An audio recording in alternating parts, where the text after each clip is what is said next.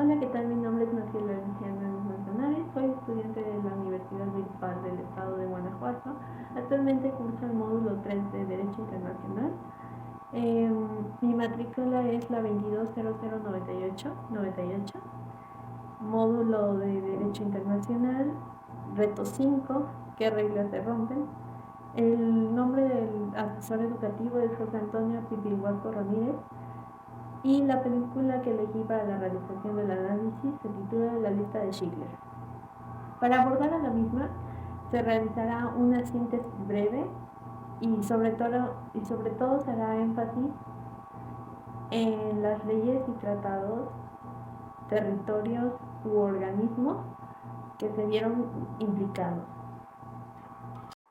Es una película basada en hechos reales ambientada en la Segunda Guerra Mundial, en la cual se detalla gran parte de la crueldad que vivió el pueblo judío bajo la supremacía nazi representada por Alemania. Esta película en particular se centra en un campo de concentración nazi en Cracovia, donde nos encontramos con el protagonista principal, Oskar Schindler, quien era un empresario alemán que en un principio no era nada recto. Sin embargo, a lo largo de la película, este se ve sensibilizado conforme a los hechos de los cuales era testigo.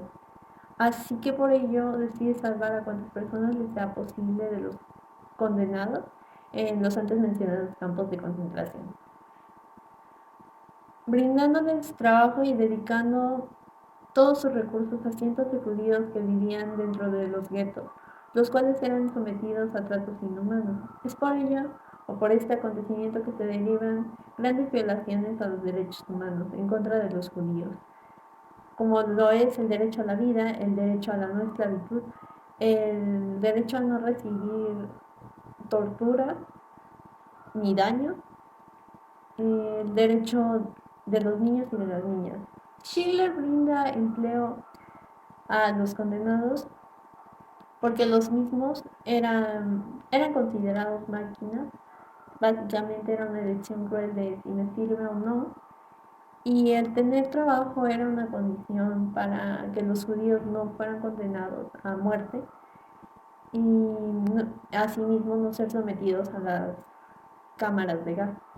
Dicho lo anterior, luego tenemos la contraparte, es decir, si Schindler buscaba de alguna manera salvar a cuantas personas le fuera posible, tenemos a otro personaje que pensaba todo lo contrario, y este personaje es el director del campo de concentración, Amon Good, el cual nos permite presenciar toda clase de atrocidades e injusticias que eran cometidas bajo el régimen nazi en contra de las personas sujetas a dichos campos, como lo eran los maltratos, los asesinatos, abusos de su riqueza, la corrupción. Amon Good tenía como obligación pasar el patrimonio de las personas cautivas al régimen nazi, pero ni siquiera realizaba ello, sino que las riquezas no se transmitían totalmente al régimen nazi, sino que Amon Good se quedaba con gran parte de ellas solo para saciar su avaricia.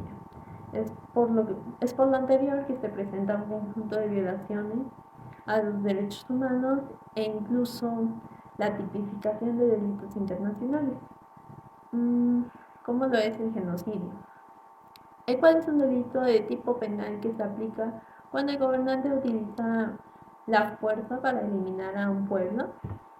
En este caso era un grupo que discriminaba a los homosexuales, a los judíos, a los gitanos y demás. Es en este punto donde quiero aclarar que aún y cuando dichas faltas se situaban en la Segunda Guerra Mundial, en la cual no existían ni los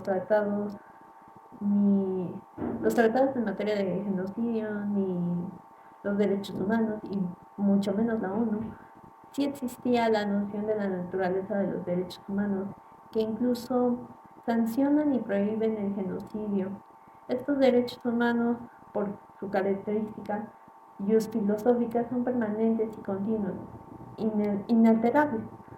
Se predican a toda la raza humana desde que se tuvo existencia en la Tierra. Es por ello que todos los humanos tenemos derechos solo por existir, Hoy en día es claro los tratos inhumanos y crueles y el cómo cada una de esas acciones para atentar en contra de las vidas de otras personas hasta la instancia de ejecutarlos es conocido y tipificado como genocidio, ya que cuando terminó la Segunda Guerra Mundial se conoce que fueron más de 6 millones de judíos ejecutados sin pleno juicio que justificara la causa de este cruel procedimiento.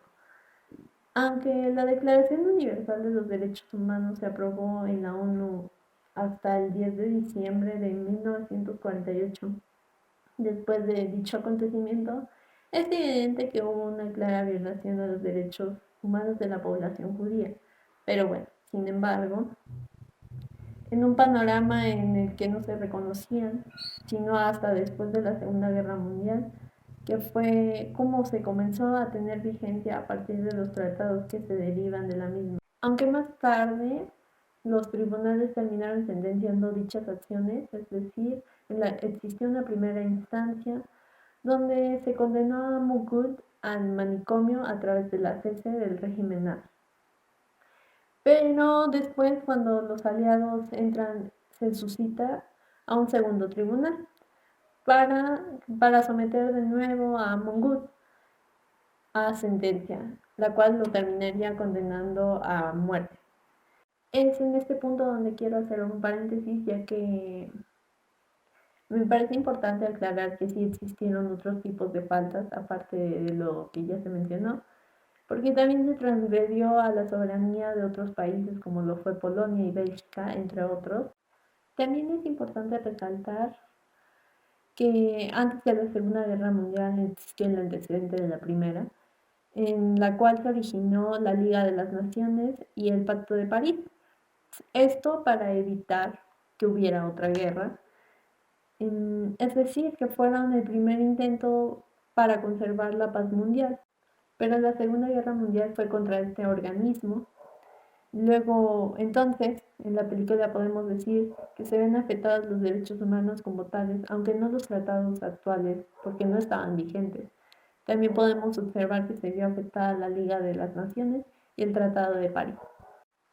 Ahora bien, para concluir este reto me pide que se aborde la importancia del no alterar contra la soberanía nacional, y es por ello que retoma los juicios por los cuales se condena a muerte a Mongut, ya que precisamente la condena de muerte se da por la clara violación a la soberanía, esto conforme al Pacto de Derechos Económicos y Sociales vigente en la actualidad, que menciona lo siguiente: todos los pueblos tienen derecho a existir y nadie tiene el derecho a atentar contra los derechos que les pertenece a cada pueblo, englobando en lo mismo a los recursos, a la cultura, identidad, y de igual manera se enfatiza que de ocurrir serán tipificados como crímenes internacionales.